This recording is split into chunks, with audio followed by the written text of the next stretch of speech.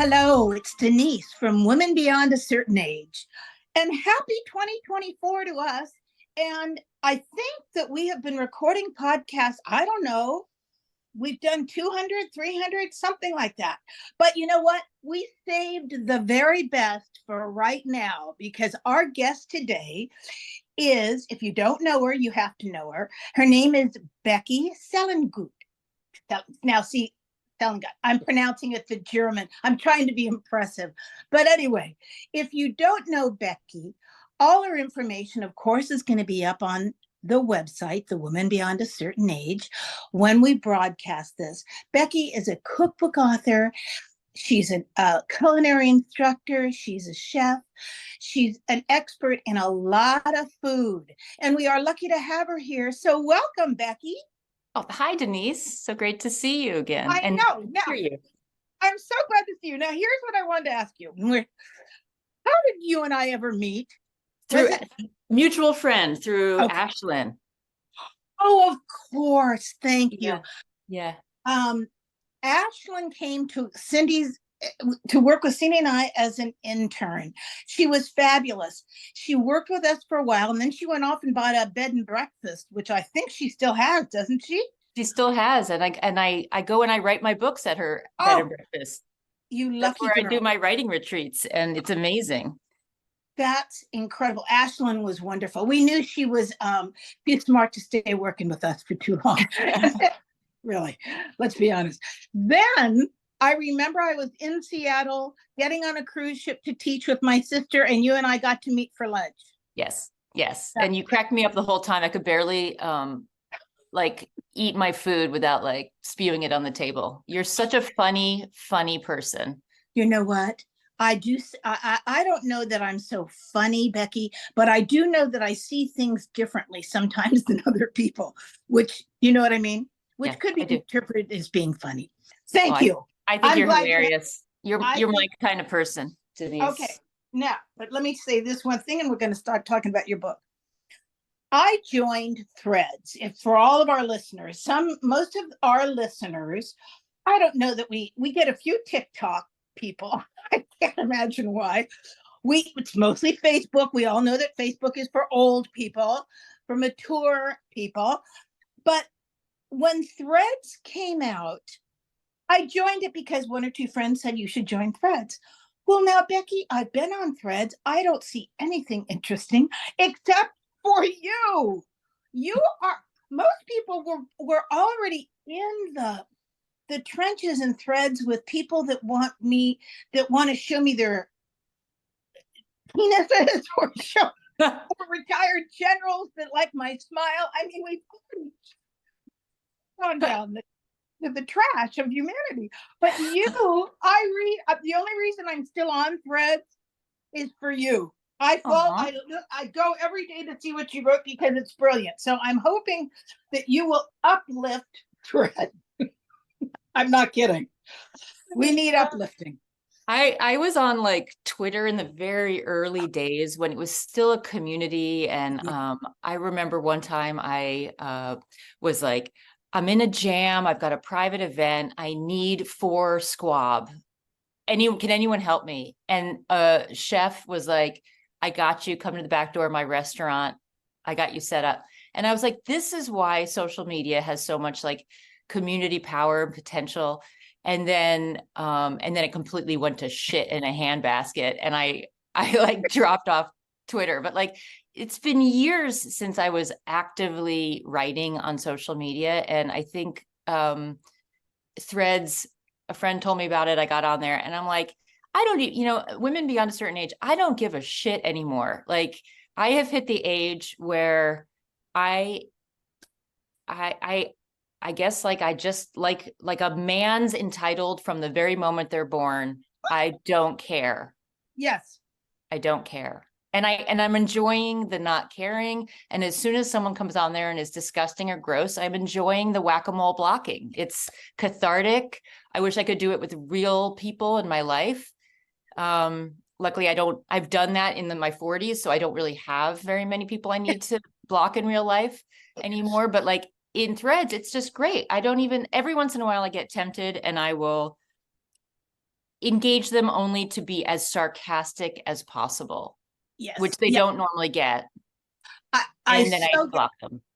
But I love what you write. It's honest, it's wonderful.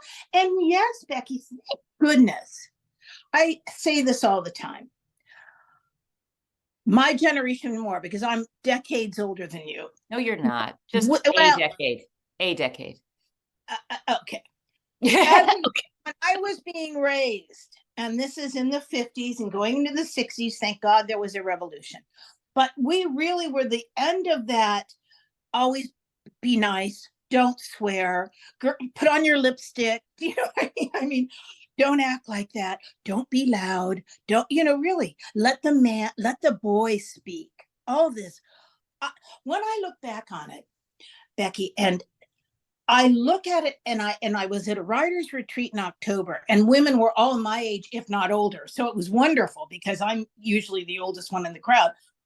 I looked at all of us and thought the messages we got as young women, we're like the scarecrow. We're like the scarecrow in Wizard of Oz. We have no brains because we were stuffed full of all this crap. I mean, crap. My mother was wonderful. She, as we all grew up a little bit, she had 3 girls. It got a little better, but my mother never said to me, "Oh, Denise, you should go to law school." Or when we would talk, and my sister was a genius and got into Mills and Stanford and stuff, but still my mother was not thinking that we would go to college to have the, to have a life.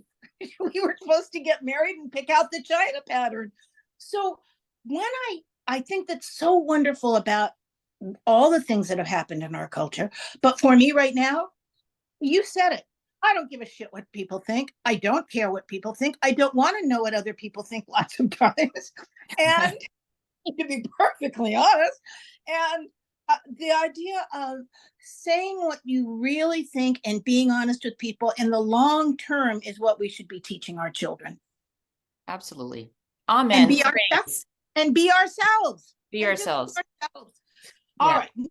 You have to tell our listeners, we're talking today, and I was so grateful. Becky's book drops, as they say in publishing, on 2/20/24. But we'll broadcast that before this, but it is on pre-sale for Amazon. And for those of you that have not written books, or our listeners that have not been in publishing, pre-sales is like the answer to a writer's prayer, to an author's prayer.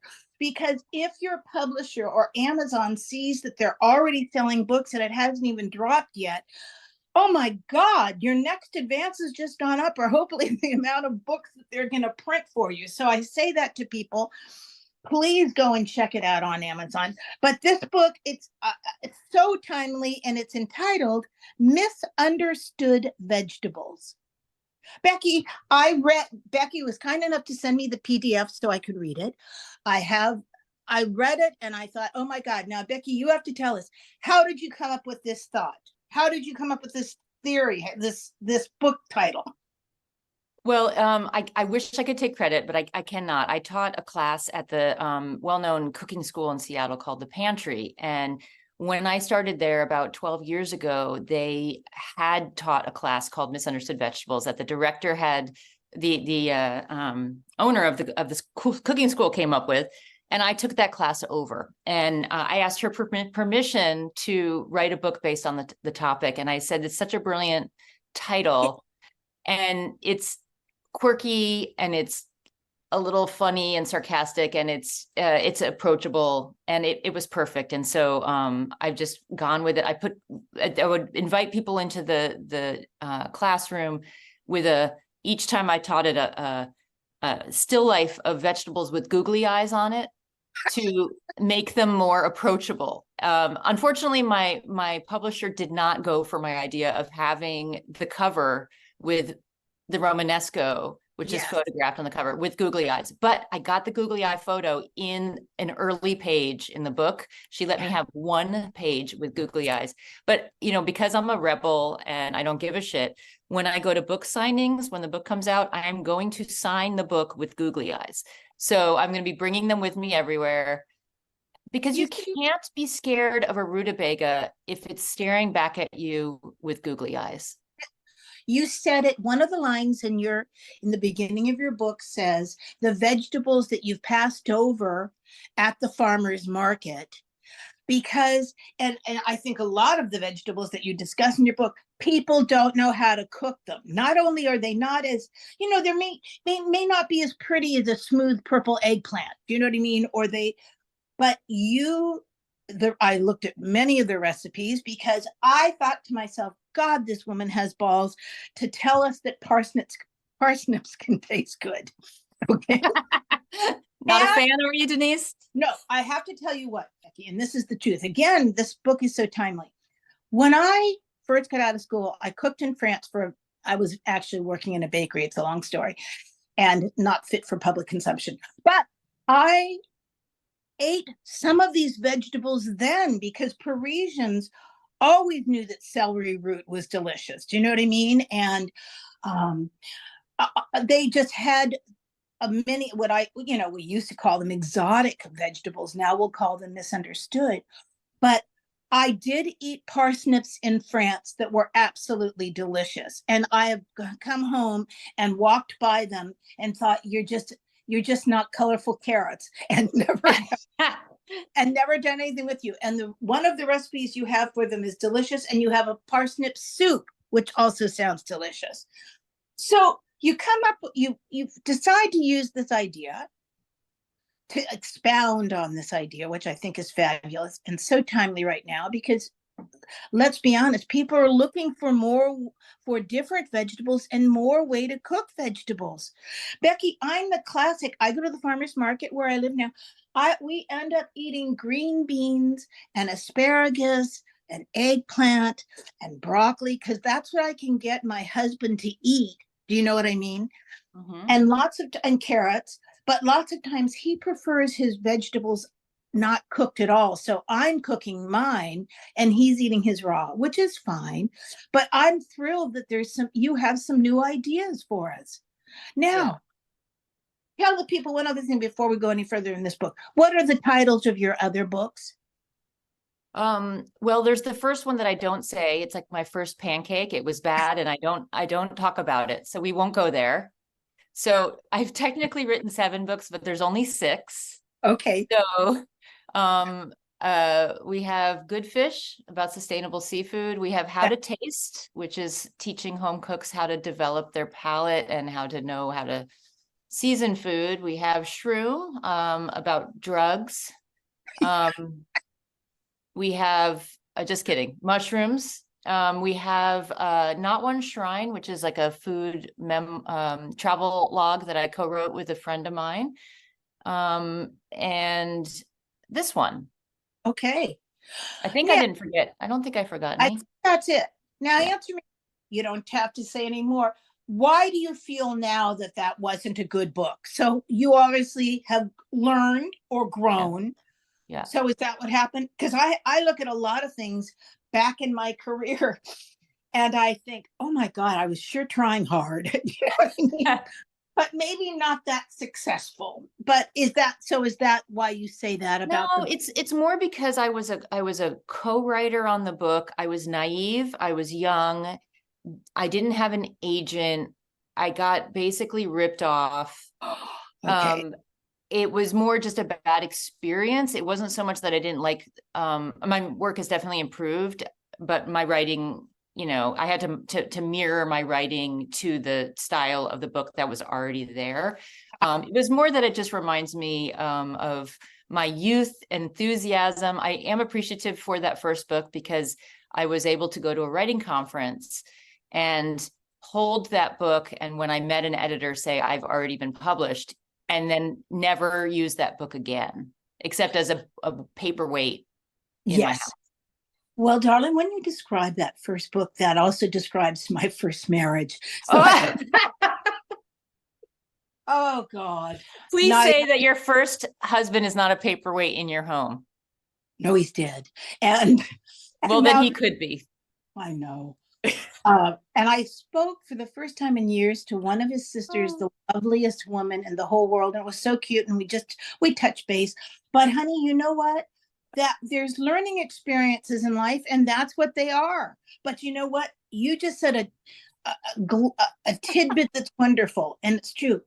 Lots of people that want to write a book don't realize, and that's why self-publishing has become so viable for people and so important. When you can meet with a new agent or a publisher and you've got something that's been published, that holds weight with them. Do you know what I mean? That's all it is. Whether it's good, bad, or indifferent, it holds a lot of weight that you got something published. So that's pretty wonderful. Yeah. So that was worth the very pathetic fee they gave me for my months of work. Okay. Uh, Oh yeah, that's and speaking of women and what we've learned, the undervaluing of our work is a topic for a different day. But I love to mentor younger chefs and writers and just tell them how they just are, we undervalue what we're worth, and it is, we're shooting ourselves in the foot when we do that. Yes. And giving away our labor for free or nearly free, and Yeah. it's enough to make me go apoplectic. And after, when I married my first husband, second husband, oh gosh, they're nothing alike. That was not good. That was a terrible Freudian slip. My second husband and I had only been married a year or two. So I had an office in my home, and I was styling and still doing a little catering. I still had a commercial kitchen. So I was trying to transition just into books and in food styling. And I was still catering because I made a lot of money, Becky. I mean, that was the only time, that made money. My husband's an attorney, so every moment that he opens his mouth, he's billing somebody. Do you know what I mean? And he said to me one day, after I took him to a fancy she special event filled with cookbook authors, mostly women, a few male chefs were there, blah, blah, blah. He turned to me in the car as we were coming home and he said, God, don't you women, doesn't anybody make any money in this business? And I remember it being too honest. That hit close to home. I thought, what the fuck does that mean? And then I remember thinking, and he said to me, and actually, Becky, the last, certainly my career grew, but having Kenny speak to me about making money and not undervaluing my work helped me enormously. Do you know what I mean? And I was able to learn to sell my skills at a higher dollar value.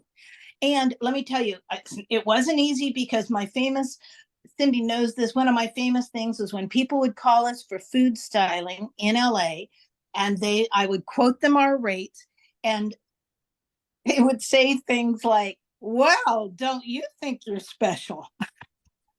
And they would say, well, we get a girl in New York who's for half that. I said, then hire her.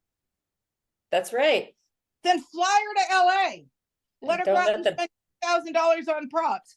So I know, honey, that is another topic. And, actually, that would be a wonderful topic. And we could have you back and another person also that I know.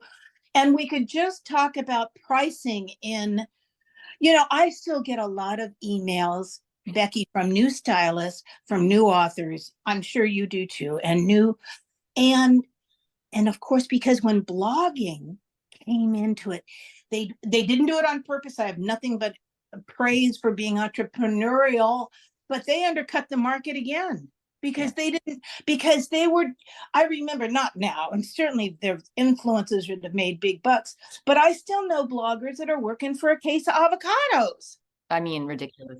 I mean, I get it. As it has undercut our industry again. It's all gonna, I don't know if it all evens out. Now answer me this. How did you create your table of content? So, when I was thinking about the different vegetables, I could only pick 25, which was hard. And so I put a list of ones that I wish I could have included at the end of the book. But I wanted to think about Americans based on their cultural upbringing and what would be misunderstood to them. So, for me, white, I was raised Jewish, white, middle class, East Coast, okra is completely baffling to me. Okra is very misunderstood to me. I thought of it as a slime mutant from outer space, and I wanted it to have nothing to do with on my plate. I didn't understand it. And then it was actually our mutual friend Ashlyn, who's from Mississippi, who introduced me to the wonders of okra. So I started interviewing my students, and I have a pretty diverse group of students who come to the pantry. And my Indian students would say, "Oh, we understand okra, we understand eggplant, we have no problems with that. But what the hell are stinging nettles? And like, what the hell do you do with a parsnip? Like, these are, you know, so each group, you know, like tomatillos are like, you know, apples to a person from a you know, a Mexican or a Latin American country. But a lot of, you know, people not from that culture only think of three things to do with a tomatillo. We can make, or one thing, we can make salsa. Yes. We Yes. can make, maybe they know you can make I'm forgetting my other example that I use, but there are, you know, different, very limited ideas for people who are not raised with tomatillos. But tomatillos, and I use that as an example in the introduction, they are basically like a green tomato, very sour, very tart. There's no reason a tomatillo couldn't be added to a blender to be the acidic base of a vinaigrette. Excellent. I mean, it adds the flavor, it adds the acidity. So it's like, once you take that misunderstood vegetable to you and you break it down into what does it represent as far as flavor, texture, acidity levels, sweetness levels, and then you open your mind. I mean, this is, you know, there's nothing really radical about the book, but what I like, the way I like to teach is to really get people to drop any of their preconceived notions of produce or people. Like, just drop it down, get the core, the soul of what that person or that vegetable is, and then find the ways to relate to it and find connections to it. And you know, my wife, she hates eggplant, man. She thinks it is just a slimy, textureless cotton ball of bitterness. She cannot stand eggplant. And the poor thing also doesn't love mushrooms. And so she had to like test through 75 mushroom recipes with me for that book. And now on the eggplant chapter, she was my person that I was like, I want to see if I can convince an eggplant hater to at least tolerate eggplant. And in that, I learned to teach people who misunderstand eggplant, what is the best way to coax the flavor and cover that texture? What is the best way to get the best texture? Because eggplant can go wrong texture-wise in a million different directions. It's not an easy vegetable to work with. What is the way to embrace the sliminess of okra? And then what is the best way to mitigate the sliminess of okra? So like finding, you know, the pros, the cons, and working with them. You know, whole cultures love what okra contributes with that slime factor because it gives body to gumbos and it creates texture. And but then there's people like me who are like, I don't want alien snot. I don't want it on my plate. So how do I get rid of that? Well, there's one way to get rid of it. It's super high heat, and it's, you know, doing certain things to bring out the best in the vegetables. So it was a journey for me as far as like interviewing people. I love talking to people about food and their cultural upbringings and how they use these different ingredients. And so that's kind of how I got to the 25 vegetables. I also wanted to make this book as approachable as possible. So I didn't want vegetables, you know, too many vegetables that were impossible to find. Yes. You know. No, I think you've made it very approachable. Now, does your wife like eggplant now? Okay, I'm going to say a hard no. But I did move the needle a little bit. And, you know, she's also a super taster, which means she's very sensitive to bitterness and sensitive to texture, both good and bad. And so, you know, getting her to like or love eggplant, I knew was never going to happen. But I wanted her to be like, oh, I'm starting to understand the flavor. It's like me and IPA beers. Okay. I smell an IPA beer, and the hops of an IPA are beautiful. They smell so wonderful. The first taste, floral, lovely. I get it.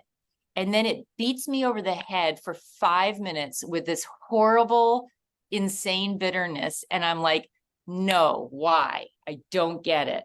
But we're all unique. We have all unique palates. Yes. We have different taste bud densities, which determine how sensitive we are to food.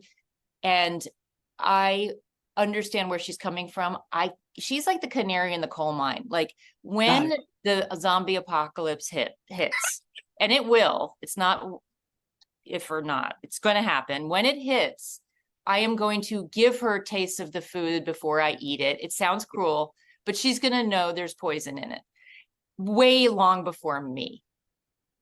I love my wife. I'm not trying to kill my wife. I'm not saying that. I'm just saying she will know all the things.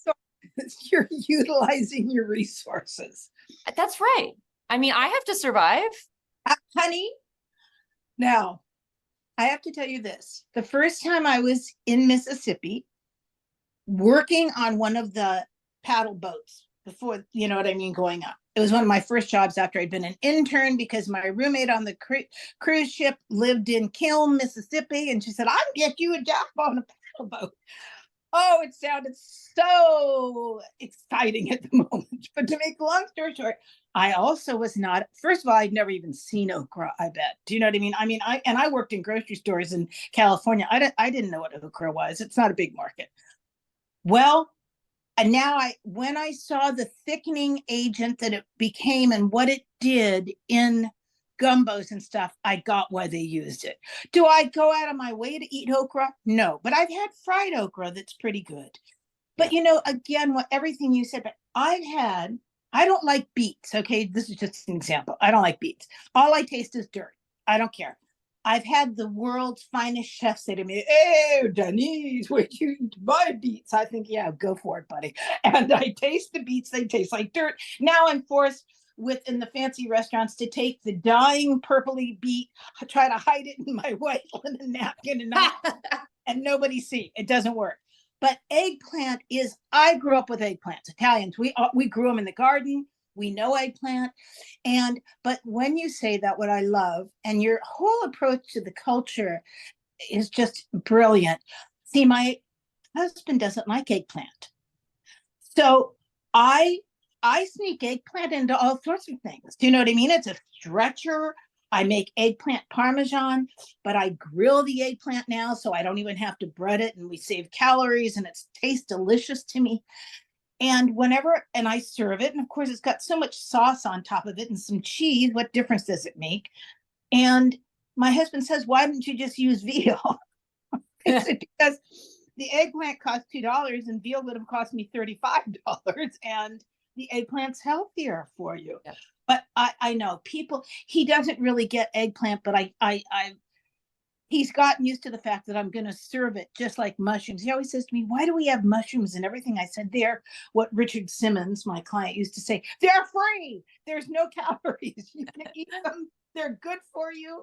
And I love mushrooms, but I know sometimes that's a tough sell too. Yeah, it really is. I also love, like, not just, teaching people about how to cook with these things. I wish I had more space in the book because the history of okra, the connection to Black Americans and their, like, the diaspora, from Africa and all that can inform us of, you take one food and then you really, take the strand and just sort of lay it out. And it's fascinating. So I got to interview some, wonderful Black culinarians and hear their stories of okra and include their voices a little bit in the book, but not enough space, of course. But I feel like to really appreciate even the parsnip, the humble parsnip, is to learn a little bit about how it was used. It was more popular than carrots for a very long time, Denise. And, I think that, like, what happened to push parsnips off of the American plate, because it's a very popular vegetable in England. Yes. You can't have a Sunday roast without a parsnip. So, who hurt us with parsnips? I think that Americans are shallow and we were attracted to the orange color of the carrot. I'm sure of it. And the greater sweetness, because, like, yes. If you can breed more sweetness into a vegetable and lose nutrition, honestly, in that process, you're going to get more converts. And I think that we have really overbred a lot of vegetables to make them less healthy for us and the planet. And that's another discussion for another day. But I know that's it's another motivation for me to get these weird, wacky, misunderstood vegetables back on Americans' plates, because there's history and there's nutrition in them. Well, I'm going to tell you, I am going to make the parsnip soup out of your cookbook. I read it this morning and I thought, oh my God, this would be delicious. I'm going to make it, Becky. So that's a convert. Well, you have to taste it, and then you get back to me about whether you're a convert. But I think that the thing that puts people off about parsnip is the earthiness of it. And I'm not a beet fan either, so I understand the dirt connection with certain vegetables. So the most important part of that recipe is to actually use the apple butter, which sounds strange. Yes, but I get it. Is in the using the apple butter, you don't need to make it. I give a recipe for making it. You don't need to make it. Just go buy some apple butter. Okay. And the combination of the sweetness and earthiness of the parsnip in the soup and a little bit of that apple butter on top is what I think marries it and allows people to appreciate the parsnip for what it is. That's a fabulous tip. And it's the thing is, but I want to like beets. Do you see what I'm saying? I mean, it's not, but I wish it tasted earthy. It doesn't taste earthy to me. They taste like dirt. Do you see what I'm saying? And I just think it has to be a chemical reaction to me but I love the way beets look. I love that you can do so many things with them. I love the color of them. I just can't eat them. Well, I absolutely agree with you. If you go to the beet chapter, you can read about my my early trauma with beets, which I grew up with a single dad who thought giving us beets out of a can in the 70s was a good idea. Yes. He was very strict. So I would have to sit at the dinner table until I finished those beets. I would, everyone, my brothers were gone. It was dark. The lights were off and I'd still be sitting at the table, staring at the beets on my plate, traumatized because they tasted like dirt and the inside of the metal can. And I thought that they were the most disgusting, vile things. And so I would put them in my mouth, tell him I was done, and then I would go to the bathroom and I would get rid of them.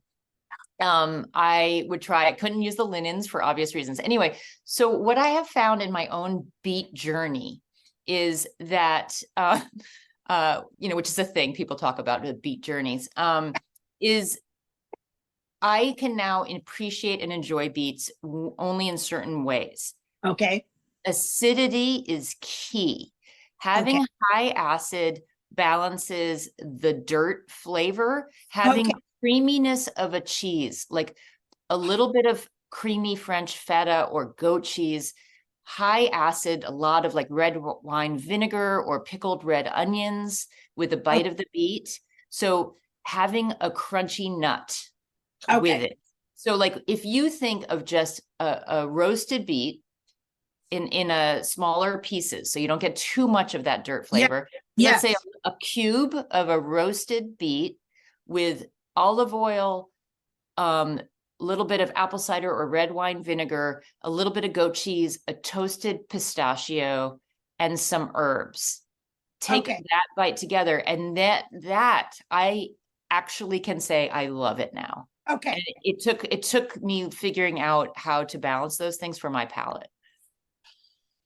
All right, now my mind is exploding as you say that. Probably because when I was served them, even in fancy restaurants, it was too big of a piece. I know that sounds ridiculous, but I think it was too big of a piece. And there was pressure on me to make me look like I liked it because these were famous chefs that kept saying, oh, I know you'll like it. And of course, if I said I didn't like it, I might as well just whacked their weenie. You know what I mean? So I was under a lot of stress. Nothing is more patronizing when someone says to you that you don't know your own palate. That's right. And you I know we're in an era now where women don't have control over their bodies anymore, but until they come from my palate, it's still mine. And they haven't yet legislated against that.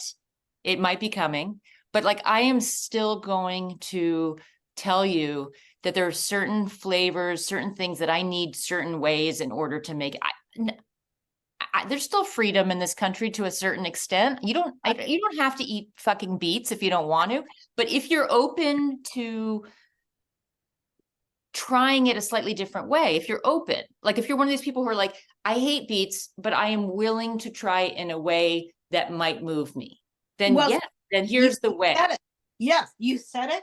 And now I can think about that because my husband loves beets. So see, if I roasted some beets and I fed him beets, he would be the happiest person in the world. So now it's worth trying for me. And I like your expression of moving. It's like moving the needle, even if it's just a little bit. Becky, that's a great visual for me, not expecting me to, do you know what I mean? To all of a sudden embrace every single thing. That's a great visual for me. Like, I can't sing, Denise. Like, I don't even sing in the shower because I'm not tone deaf. I wish I were tone deaf. I hear how off I am and it tortures my ears. So I don't sing at all. And my wife has the voice of an angel. And it's one of the reasons I fell in love with her. I heard her singing and I was like, that's it. I'm done. And she is always saying to me, just practice. It's like a skill, like anything else. Just try it every day. You'll get better. You'll get better. And I said, listen, the needle would move, but it would move so little that it's not worth the effort to get there. So if you want to love beets, you have to have the desire to move the needle, right? To make it worth trying it different ways. But if you were like, listen, I am never going to be able to sing in a way that's remotely pleasing, then don't fucking sing. And I don't. The end. I'll tell you this, Becky, I'm sure this has happened to you. I love it when I post whatever I'm posting on Facebook, a recipe that I cooked the night before. Now, people always ask me for the recipe.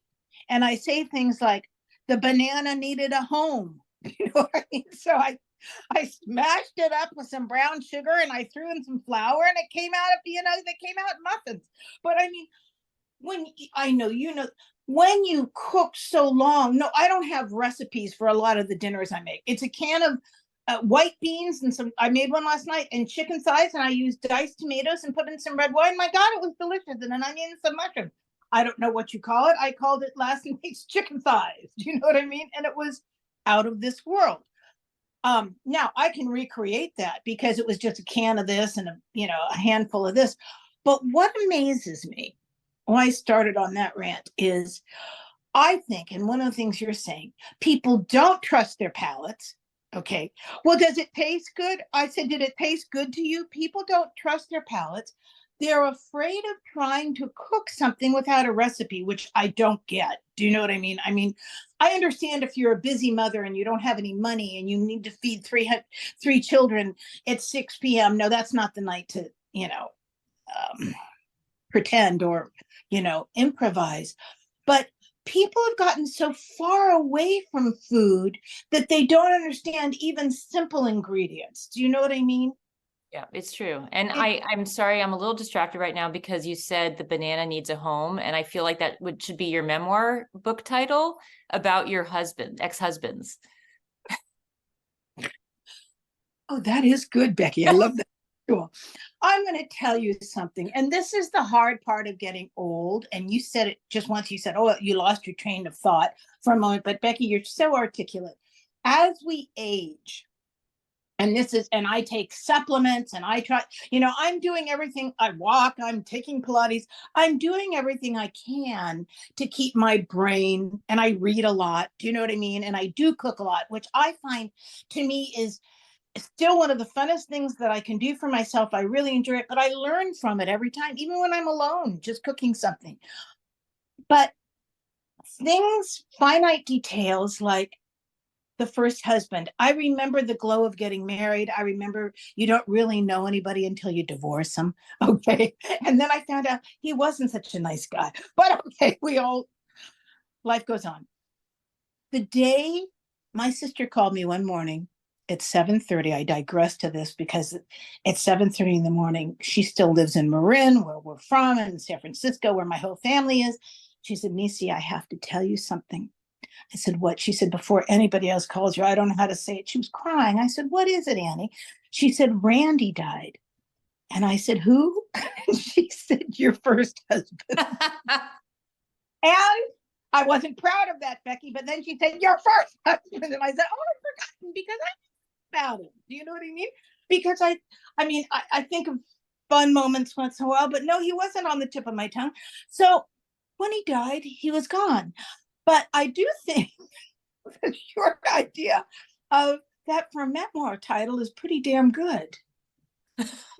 Interesting. Well, I'll think about that later. Anyway, now listen.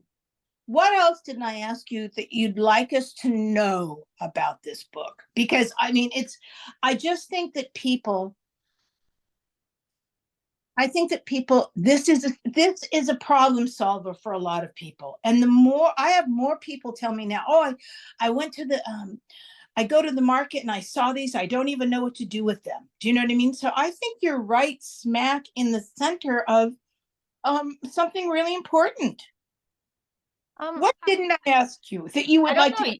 You're very thorough. So I think you did a great job of hitting all of the key parts of it. I guess I would just say, like when I would go into supermarkets, testing the recipes, you can imagine what was on, the belt there, like the gnarled, dirty celery root, the, hirsute burdock root, the watermelon radish, the sunchoke, which looks like just rocks.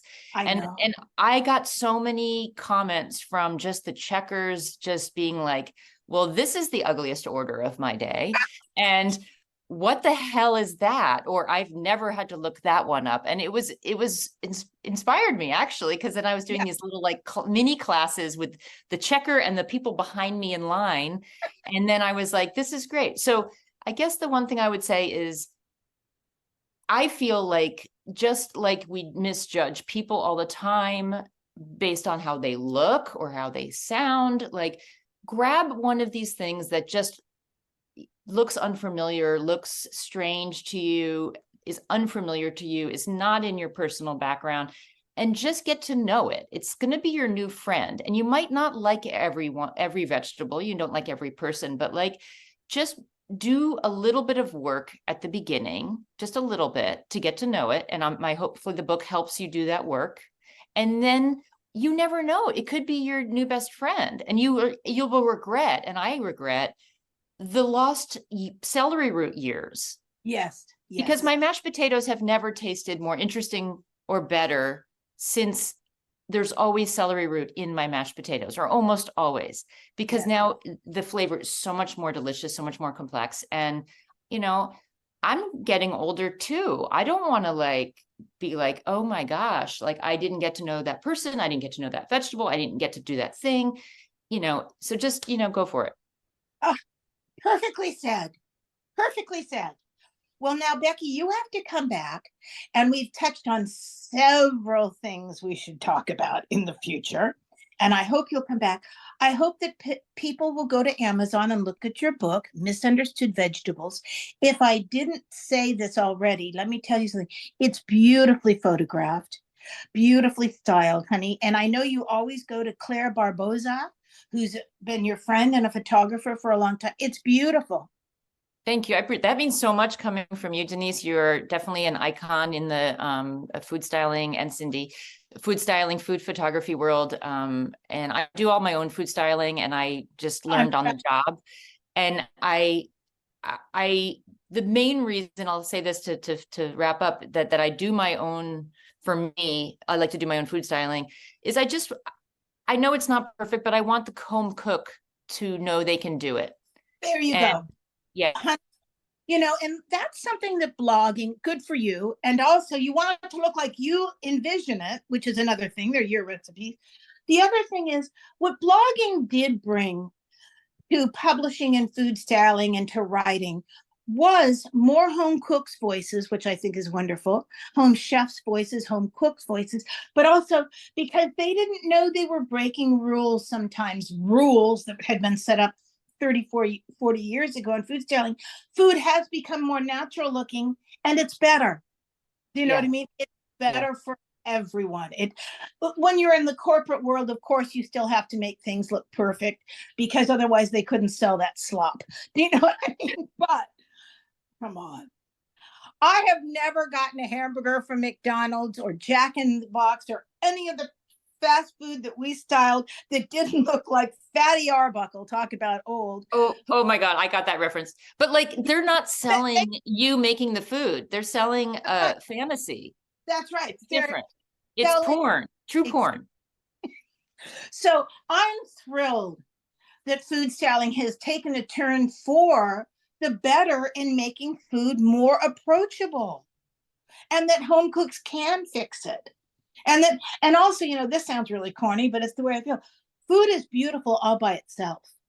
Yeah. Because I grew up in grocery stores and my grandfather owned butcher shops. I just remember looking at a steak or a lamb chop and thinking, God, what a beautiful lamb chop. You know what I mean? And people saying to me, how could you think that's beautiful? Well, it's the same way with romesco or any of the vegetables. They are beautiful. Gorgeous. All right, madam. Now, people want to know more about Becky. Of course, when we broadcast, the information is on our website.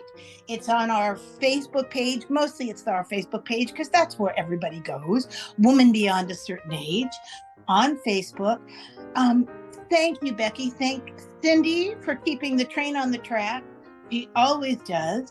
And honey, I just wish you the best of luck and I hope to talk to you again soon. Thank you, Denise. Thank you, Cindy. This is really, truly fun. I'm smiling so much because I had such a good time. Glad. If it's not fun, Becky, now this is another thing about us women beyond a certain age. If it's not fun, we ain't doing it. Oh, okay. We ain't got no time for that. No time. I'm at the end of the runway. Right. That's right. If you want to reach out to us, it's womenbeyond@icloud.com. We take messages, we take comments, we take whatever you'll give us. Okay, thank you. It beats. Take care.